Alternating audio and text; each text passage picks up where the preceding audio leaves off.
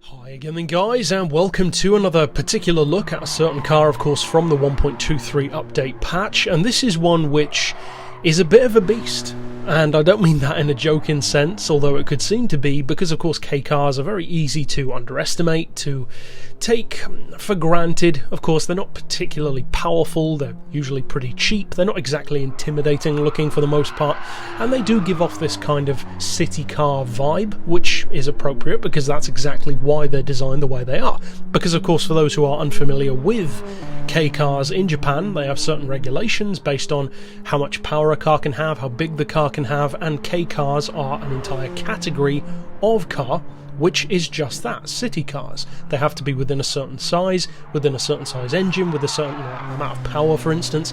And I've said before that one of the main reasons why I love Japanese performance car culture, be it full-on JDM cars, K-cars, whatever the case may be, is because what they do within those parameters proves what can be done when you work to the best possible engineering level within certain restrictions. Because if you give a company the opportunity of having as much power as you want, as much torque as you want, the largest engine that you want, well, the results of that are pretty clearly seen with certain American engines. People tend to get lazy. You can have these huge engines producing big lazy power, and although that's not a bad thing because they do tend to be quite robust bulletproof engines, at least the block itself, the engine never really feels like it's under that much stress, which personally I like. I actually love engines that feel like that.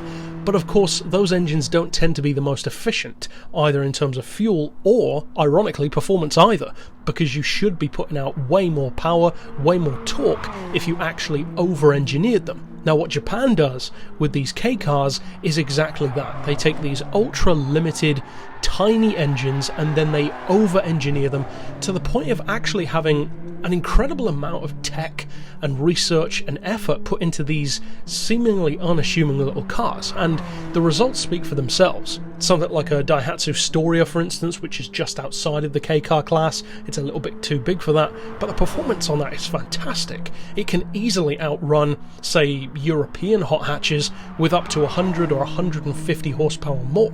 And it's just the same with K-cars as well, because if you compare, for instance, the updated version of the Mini Cooper, the classic shape from BMW that they released in the late 90s, which still looks like the old school car, it's got a 1.3 litre engine, putting out about 63 horsepower.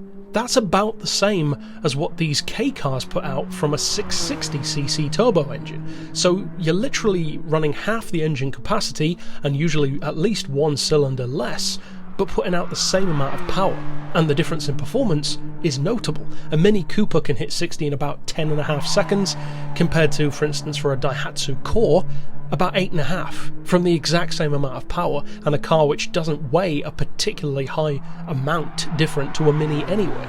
So the amount of engineering and the thought that goes into these K-cars, it's brilliant, and that's one of the reasons why I love companies like Daihatsu so much, because they make these fantastic little cars. Now in the case of some of them, like the Honda Beat, the Suzuki Cappuccino, the Mazda Autozam AZ1, and a couple of others too, they tend to be more what you'd call specialised K-cars, because most are city cars, they're these small hatchbacks. Again, your Suzuki Altos, your Daihatsu Moves, that kind of thing, that tends to be the typical one. But these ones are different. These are full-on small sports cars, but still within the rules of K-cars, which gives you a very interesting result, and it's kind of something which only Japan does. Britain used to do stuff like this, and of course Honda did back in the day with the S500, S600. Britain used to with these tiny little MGs, but now Japan is kind of the only country that specialises in this kind of small, well, ultra small sports car, and the results can be clearly seen from something like the Beat, because I actually enjoy driving this car more now than I ever have before in the whole franchise, and that's thanks to better physics. Better tyre physics, better suspension physics. You can get the tail out on this car so easily, it's fantastic. And as just a quick tip, if you want to have the fun that I'm having with this car in the video, I'd recommend slamming the suspension, upgrade the power as high as you can, I'm running about 123 horsepower I think it is in this one, and then set your diff to 5 for all three.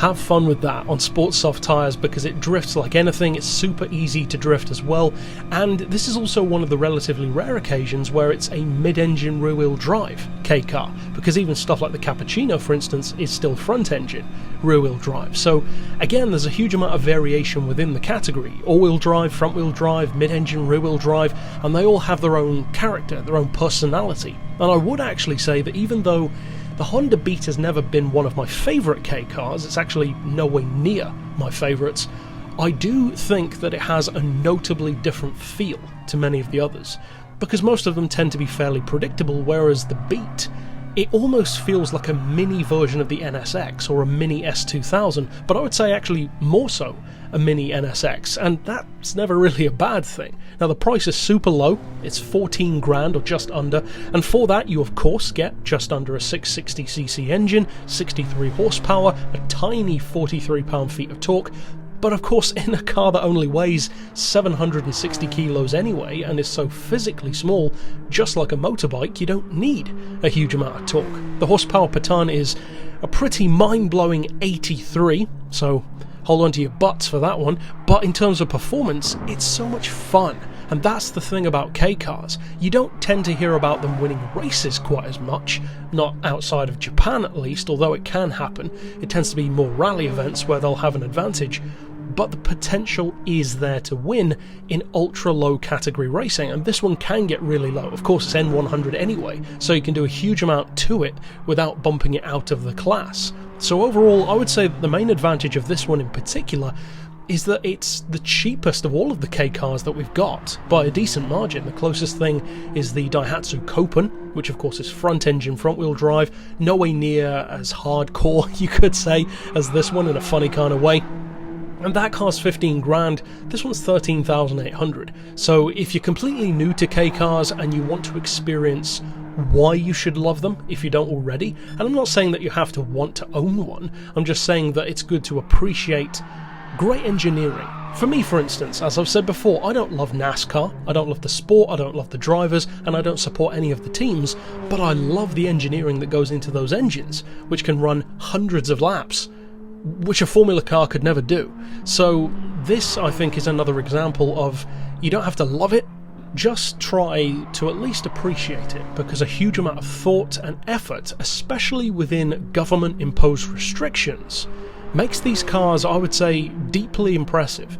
They are way more than just old person's city cars. They are not that at all. So definitely check this one out, and of course we're going to cover the other K cars as well, and I hope that this isn't the last batch that we get in the game, and I really do hope that we see some of those traditional hatchback style K cars as well, like the Mitsubishi Minica, the Daihatsu Core, that kind of thing, so we'll have to wait and see for that. But that's it for this review.